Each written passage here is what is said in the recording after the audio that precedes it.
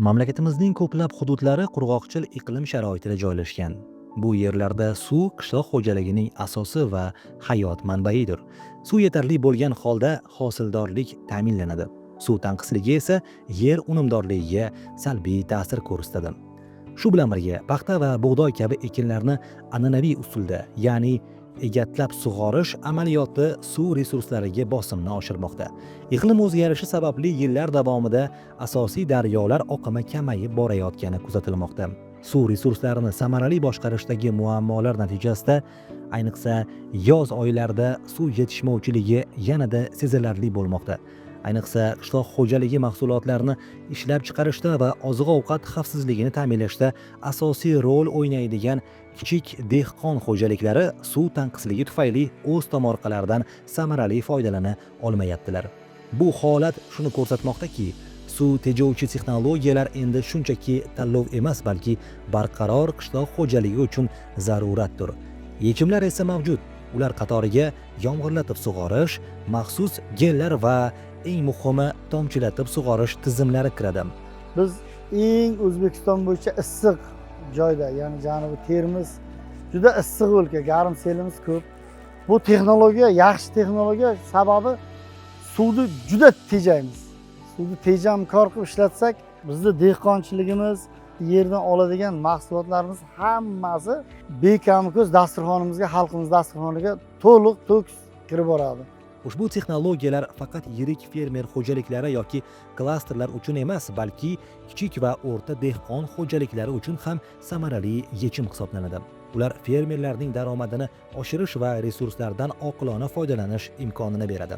An'anaviy sug'orish usullarida suvning ma'lum qismi bug'lanish yoki tuproqning chuqur qatlamlariga singib ketish orqali yo'qotiladi. Tomchilatib sug'orish esa suvni to'g'ridan-to'g'ri o'simlik ildiziga yetkazib berish orqali bu yo'qotishlarni sezilarli darajada kamaytiradi. Tomchilatib sug'orishda doridan unumli foydalanish, oqova, ya'ni qor, yomg'ir suvlarini to'plab, ulardan ham tejab foydalanish uchun juda qulay. Bu usul suv sarfini taxminan 40-60% gacha kamaytirish imkonini beradi. Shu bilan birga o'g'itlar ham suv bilan birgalikda aniq dozada ildiz zonasiga yetkaziladi. Bu jarayon o'simliklarning samarali oziqlanishini ta'minlaydi. Natijada suv va o'g'it sarfi optimallashadi. Ishlab chiqarish xarajatlari kamayadi. Og'ir texnika, yonilg'i va mehnat resurslariga bo'lgan ehtiyoj qisqaradi. Iqlim o'zgarishi sharoitida va suv ta'minoti noaniq bo'lgan davrlarda tomchilatib sug'orish tizimlari fermerlarga sug'orish jarayonini mustaqil va barqaror tashkil etish imkonini yaratadi. Hozirgi kunda ko'plab yer egalari kanal suviga bog'liq holda faoliyat yuritmoqda. Bu holat ayniqsa iyun-avgust oylarida suv yetishmovchiligi va taqsimotidagi bosimning ortishiga olib keladi. Tomchilatib sug'orish tizimlari esa katta hajmdagi suvni talab qilmaydi. Kichik maydonlar uchun yer osti qudug'i, kichik hovuz yoki balandga o'rnatilgan oddiy rezervuarlardan foydalanish mumkin. Tizim samarali ishlashi uchun unda ishlatiladigan suv toza bo'lishi muhim ahamiyatga ega. Shu sababli filtratsiya tizimining asosiy elementlaridan biri hisoblanadi. Kichik dehqon xo'jaliklarda balandga o'rnatilgan rezervuar suvni tindirish vazifasini bajaradi. Suv esa quvurlar orqali tabiiy oqim yordamida tarqatiladi. Bu yondashuv nasoslardan foydalanish ehtiyojini kamaytiradi va shu orqali xarajatlar qisqaradi. Suv asosiy quvurlar va tarmoqlar orqali o'simliklarga yetkaziladi. Sabzavot yetishtirishda odatda bir mavsumlik lentalar qo'llaniladi. Bog' va tokzorlarda esa mustahkam quvur tizimlaridan foydalaniladi.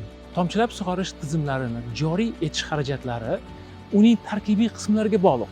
Kichik tomorqalarda oddiy tizimni katta sarf xarajatlarsiz ham ishlatish mumkin. Masalan, suv manbai sifatida quduq yoki kichik havza 2-5 million so'm atrofida bo'lishi mumkin.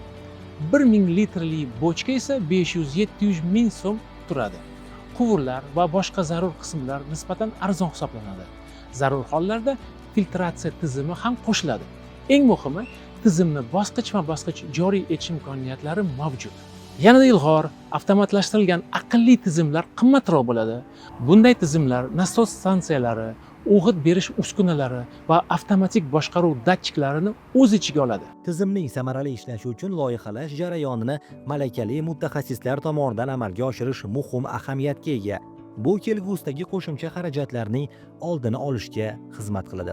Hozir bir moslamalar bilan mana shu tomchilatib suvlash yo'nalishi hamma joyda amalga oshirilyapti. Bularning mana yo'naltirilayotgan ishlang narsalari ham juda bir arzon narsa ekan. Biz o'ylardik, bir juda qimmat narsa bo'lsa kerak deb, arzimagan pul ekan. Buning olgan hosildorligidan daromadlarning arzimagan puli bo'lar ekan. Xulosa o'rnida shuni aytishimiz kerakki, tomchilatib sug'orish tizimlari suv va resurslarni samarali boshqarishga xizmat qiladigan muhim texnologiya hisoblanadi. Ushbu yondashuv suv, o'g'it va ishlab chiqarish xarajatlarini optimallashtirishga, shuningdek, qishloq xo'jaligida barqarorlikni ta'minlashga yordam beradi.